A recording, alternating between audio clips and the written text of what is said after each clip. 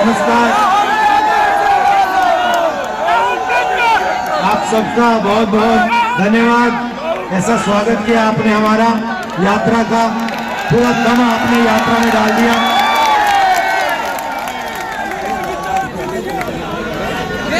एक साल पहले हमने यात्रा शुरू की कन्याकुमारी से कश्मीर तक, क्योंकि देश में बीजेपी के लोग एक धर्म को दूसरे धर्म से लड़ाने का काम कर रहे हैं और लोगों को धमकाने का, डराने का काम कर रहे हैं, नफरत फैलाने का काम कर रहे हैं।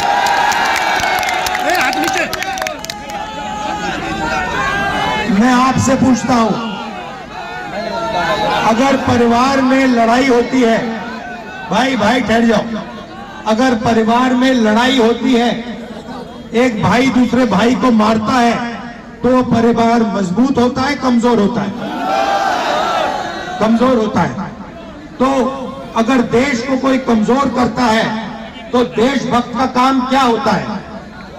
देश को बचाना, नफरत को मिटाना, डर को मिटाना, हिंसा को मिटाना। यही लक्ष्य भारत जोड़ो यात्रा का था। जो नफरत समाज में फैलाई जा रही है, उसके सामने यात्रा ने 4000 किलोमीटर, और सिर्फ मैं नहीं चला भाइयों और बहनों, लाखों लोग चले हैं। मीडिया में पूरा ब्लैकआउट कर दिया था, जैसे इस यात्रा को पूरा ब्लैकआउट कर दिया है। मगर देश के दिल के अंदर, आत्मा के अंदर, डीएनए के अंदर यात्रा का मैसेज गया, मोहब्बत का मैसेज गया, नफरत के खिलाफ मैसेज गया, और इससे देश मजबूत हुआ।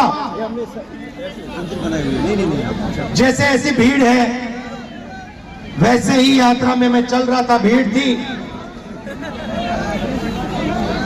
एक व्यक्ति को मैंने देखा, उधर से आने की कोशिश कर रहा था, पुलिस वालों ने उसको मारा, गायब हो गया। फिर वो दूसरी साइड से आया, फिर पुलिस वाले जो रूट को बनाते हैं उन्होंने मारा उसको, फिर गायब हो गया।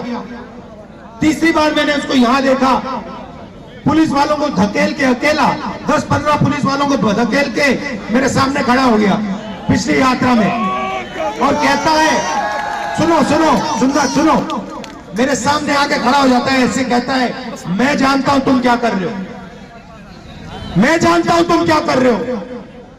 मैंने कहा भाई इसको क्या हो गया? मैंने उसको बुलाया, मैंने कहा इधर आओ, थोड़ा रिलैक्स करो।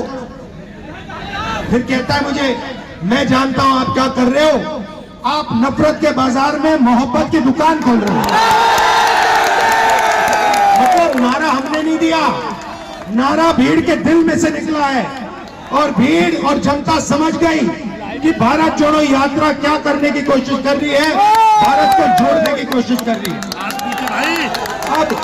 अब पहली यात्रा में से एक सवाल उठा, और मैंने बहुत सारे लोगों से कहा, पूछा, देश में नफरत फैल रही है, और मैंने पूछा क्यों फैल रही है, इसका कारण क्या है? और मैंने ये सवाल हजारों लोगों से पूछा होगा, पूछूंगा। ठीक है, मालिक नहीं बनना चाहते, मालिक बनने का दम नहीं है, तो फिर मैनेजमेंट में आपके लोग कितने हैं?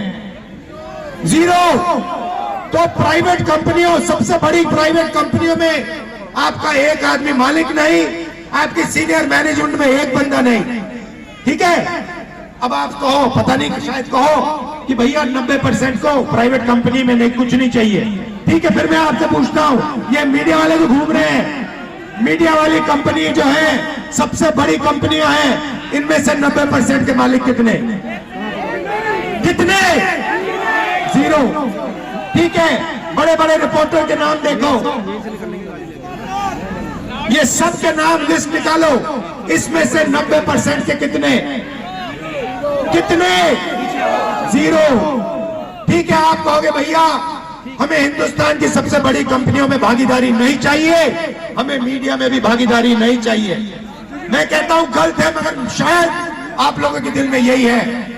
तो फिर मैं आपसे पूछूंगा, भैया प्राइवेट अस्पतालों की लिस्ट निकालो। कहा देश का मान सम्मान बढ़ रहा है इससे, और तरह तरह के इवेंट होते रहते हैं, देश का मान सम्मान बन रहा है।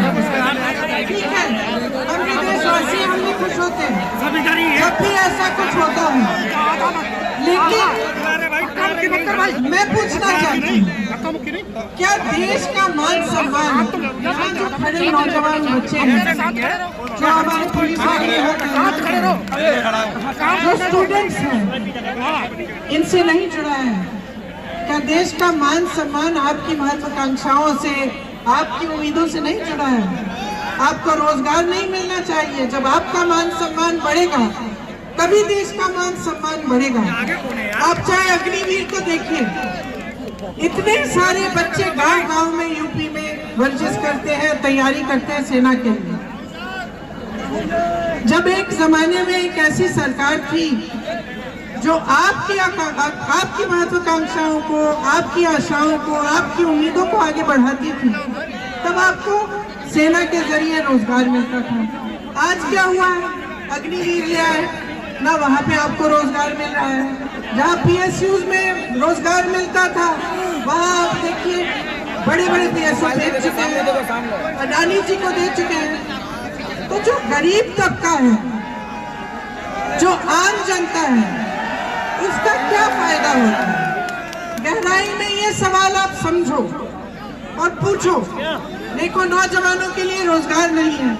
किसान तब भी सड़क पे बैठा था, आज भी सड़क पे बैठा है। गन्ने का जो खरीद का दाम है, वो पिछले 8 सालों में 55 रुपए बढ़ा है, बस 55 रुपए। और आप बताओ, आप जब दुकान जाते हो सब्जी खरीदने, फल खरीदने, बनाना है घर पे, क्या होता है? आपको मिलता है? दाम कितने महंगे हो गए हैं, चाहे सरसों का तेल हो, चाहे गैस हो, चाहे सब्जी, टमाटर, आलू, कुछ भी हो।